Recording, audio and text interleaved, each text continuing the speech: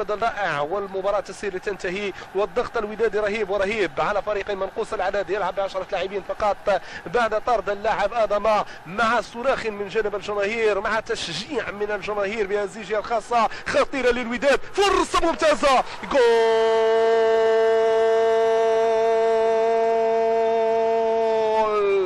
هدف للوداد، هدف للمايسترو العمراني، هدف للمايسترو العمراني على ايقاع الهدف الذي ياتي في هذه اللحظات.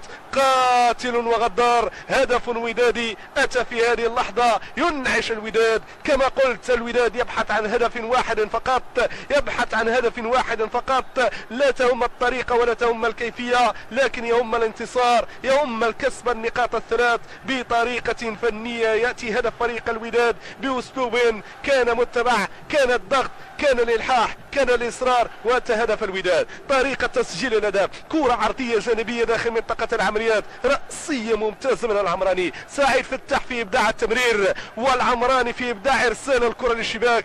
كرة مقوصة من الوداد الرياضي بهذا الأسلوب بهذه الشاكلة، وهدف أول يجعل العناق ينطلق للوداديين. القلعة الحمراء تنتعش بهذا